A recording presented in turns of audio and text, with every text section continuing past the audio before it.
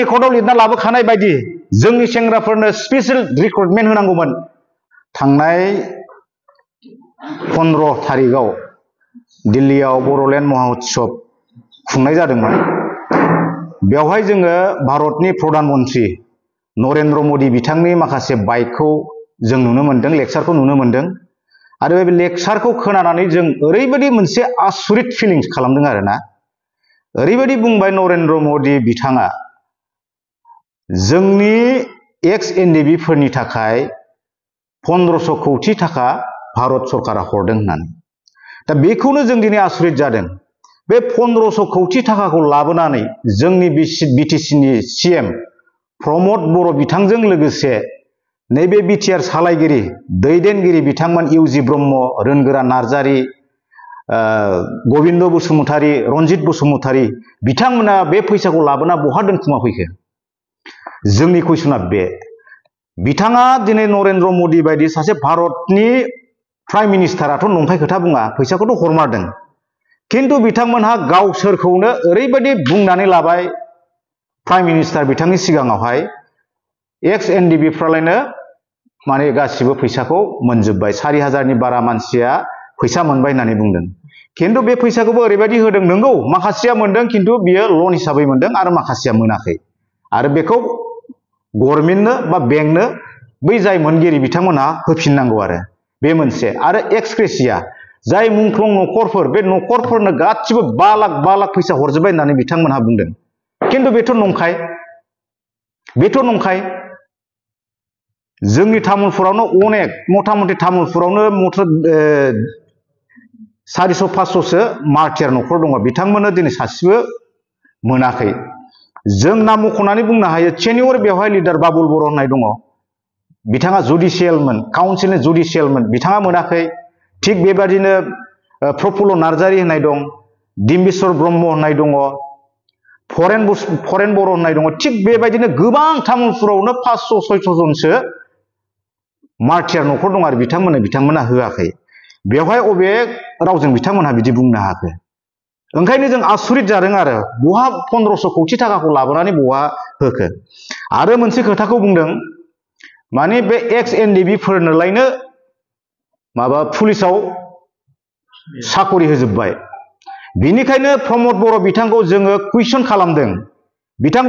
खालामदों, आसाम पुलिसाव बिथाङा सोर एसपिनि आन्दाराव बबे डिस्ट्रिक्टआव जोंनि एक्स एनडिबि गथ'फ्रा आइसि कनस्टेबल अफिसार जानानै मावनानै दं, बेखौ जोंनो लिस्ट होथों।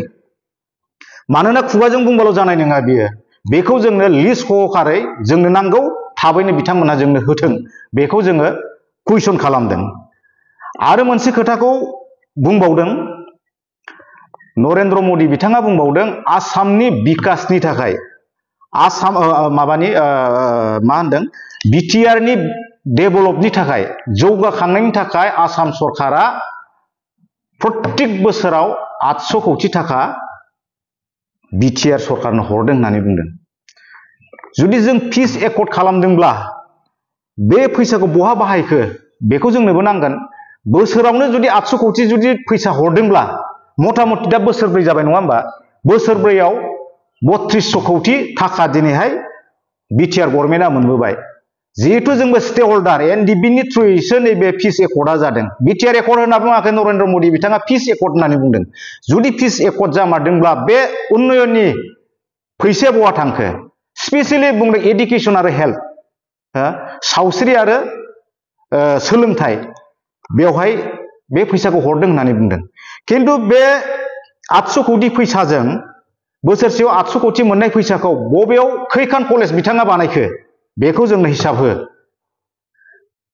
आरो मोनबेसे मेडिकेल बानायखो बिथांमोना जोंनो होदो। स्पेसियेलि मोननै डिपार्टमेन्टनि थाखाय हरदों होनना बुंदों, एडुकेसन आरो हेल्थ, बेखौ जोंनो हो।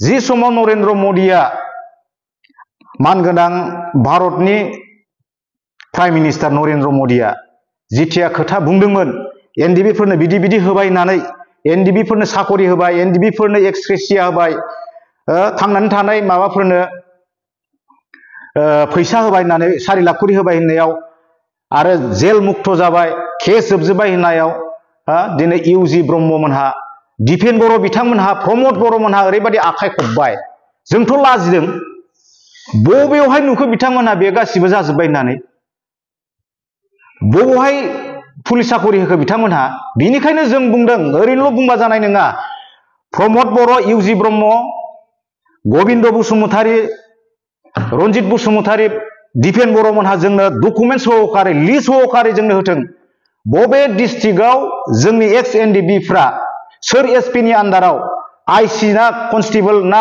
असि जानानै दं ना अफिसार जानानै साख्रि मावनानै दङ बेनि हिसाबखौ जोंनो होथों हायोबा बिथांमोना जों लाजिदों बिथांमोना दि बिराद आखाइ खबलाबायदों खिन्थु प्रमद बर' नोंथांखौ जोङो कुइसन खालामदों नोंथांखौ जों बुंदों बे हिसाबखौ नोंथाङा सानसे नङा सानसे जोंनो होथारनांगोन खारन नोंथांनि पावारा सानफ्रामबो जुगामि नङा जों ओरैबायदि लाजिनाय मोनदों सानसे समाव जोङो हाई स्कुलाव फरायनाय समाव भारत जारिमिन जों फरायनो मोनदोंमोन भारत जारिमिनाव औरंगजेबा मा खालामदोंमोन गावनि फंबायफोरखौ बुथारजोबनानै गावनि बिफा शाहजाहानखौ बे जेलाव लाइफ टाइम जेलाव दोननानै बे राजा जादोंमोन थिग बेबायदिनो दिनै प्रमद बर'आ जोंनि एनडिबि सेंग्राफोरखौ गोथाङै बुथारबाय थांनानै थादोंब्लाबो दिनै एनडिबिनो एक्रेसिया एनडिबिनो रिहेबिलिटेसन होनांगौब्लाबो बेखौ बिथाङा दिनै होआखै जोंनि एकर्डआव लिरना लाबोखानाय बायदि जोंनि सेंग्राफोरनो स्पेशल रिक्रुटमेन्ट होनांगौमोन